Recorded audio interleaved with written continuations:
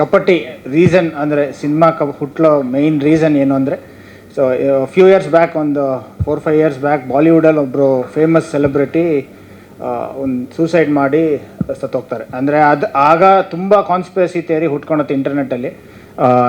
ಪ್ರತಿಯೊಬ್ಬರು ಏನೇನೋ ಅದರ ಇಂಟೆನ್ಷನ್ಸ್ ಮಾತಾಡ್ತಿರ್ತಾರೆ. ಆದರೆ ತುಂಬ ಫೇಮಸ್ ಆಗಿದ್ದು ಆ ಸೆಲೆಬ್ರಿಟಿ ಸೂಸೈಡ್ ಮಾಡೋ ಮುಂಚೆ ಅವ್ರದ್ದೊಂದು ವೀಡಿಯೋ ರೆಕಾರ್ಡ್ ಆಗಿತ್ತು, ಅಥವಾ ಅವ್ರು ಹೇಗೆ ಸತ್ರು ಅನ್ನೋದೊಂದು ವೀಡಿಯೋ ರೆಕಾರ್ಡ್ ಆಗಿ ಅದು ಡಾರ್ಕ್ ನೆಟ್ಟಲ್ಲಿ ಅವೈಲೇಬಲ್ ಆಗಿದೆ. ಸೊ ಅದನ್ನು ಬೇಕಾಗಿರೋರು ಅಲ್ಲೋಗಿ ನೋಡ್ಬೋದು ಅಂತ ಒಂದು ಕಾನ್ಸ್ಪಿರಸಿ ತುಂಬ ಹುಟ್ಟಿತ್ತು. ಆವಾಗ ಓಕೆ, ಈ ಥರ ಒಂದು ಕ್ರೂಯಲ್ ಇಂಟೆನ್ಷನ್ಸ್ ಇರೋ ಜನನೂ ಈ ಥರ ನಡೆಯುತ್ತೆ. ಸೊ ಅದ್ರ ಬಗ್ಗೆ ತುಂಬ ತಿಳ್ಕೊಳೋಣ ಅಂತ when we started researching more about dark net, ನಮಗೆ ತುಂಬ ಫ್ಯಾಸಿನೇಟಿಂಗ್ ಆಗಿರೋಂಥ ಹಲವಾರು ವಿಷಯಗಳು ಗೊತ್ತಾಯಿತು.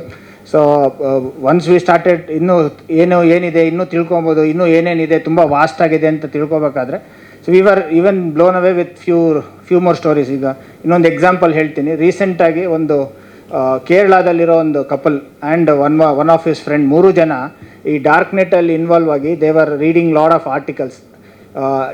ಈ ವರ್ಲ್ಡ್ ಥರ there is another parallel universe. ಆ ಪ್ಯಾರಲಲ್ ಯೂನಿವರ್ಸ್ಗೆ there are few rituals and practices. ಅದನ್ನು ಮಾಡಿದ್ರೆ ಆ ಪ್ಯಾರಲಲ್ ಯೂನಿವರ್ಸಿಗೆ ಎಂಟರ್ ಆಗ್ಬೋದು ಅನ್ನೋ ಕಾನ್ಸೆಪ್ಟು, ವೀಡಿಯೋಸು, ಅದ್ರ ಬಗ್ಗೆ ಟೆಕ್ಸ್ಟು ಎಲ್ಲ ಡಾರ್ಕ್ ನೆಟ್ಟಲ್ಲಿ ಅವೈಲೇಬಲ್ ಆಗಿ ಅದನ್ನು ಅವರು ಪ್ರಾಕ್ಟೀಸ್ ಮಾಡಿ ಹೋಗಿ ಎಲ್ಲೋ ಅಸ್ಸಾಮಲ್ಲಿ ಎಲ್ಲೋ ಒಂದು ರಿಚುವಲ್ ಪರ್ಫಾರ್ಮ್ ಮಾಡಿ ಅವರು ಸೂಸೈಡ್ ನೋಟ್ ಕೊಟ್ಟು ಅವರು ದೇ ಹ್ಯಾವ್ ಪಾಸ್ಡ್ ಅವೇ. ಆ ಸೂಸೈಡ್ ನೋಟಲ್ಲೂ ದೇ ಹ್ಯಾವ್ ಮೆನ್ಷನ್ಡ್ ಇಟ್, ನಮ್ಮನ್ನು ಕರ್ಕೊಂಡು ಹೋಗೋಕ್ಕೆ ಪ್ಯಾರಲಲ್ ವರ್ಲ್ಡಿಂದ ಜನ ಬಂದಿದ್ದಾರೆ, ಸೊ ಅಲ್ಲಿ ಹೋಗ್ತಿದ್ದೀವಿ ಅಂತ. ಅಂದರೆ ದ ರೀಸನ್ ಈಸ್ ಇದು ಅಷ್ಟು ವಾಸ್ಟ್ ಆಗಿದೆ. ಅಂದರೆ ದೇರ್ ಆರ್ ಪೀಪಲ್, ಇದನ್ನು ನಾವು ಮೂಢನಂಬಿಕೆ ಅನ್ಕೊಬೋದು, ಅಥವಾ ತುಂಬ ಓದಿರೋರು ಅದನ್ನು ರಿಯಾಲಿಟಿ ಅಂತ ಪ್ರೂವ್ ಮಾಡ್ತಿರ್ಬೋದು.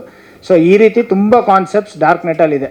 ಸೊ ಇವೆಲ್ಲದನ್ನು when we were realising, okay ಈ ಟಾಪಿಕ್ ಮೇಲೆ ಒಂದು ಸಿನಿಮಾ ಮಾಡಿದ್ರೆ ಫ್ರೆಶ್ ಆಗಿರುತ್ತೆ ನಮ್ಮ ಆಡಿಯನ್ಸ್ಗೂ ಅಂತ ಹೇಳಿ we sat and wrote about this movie call Kapati.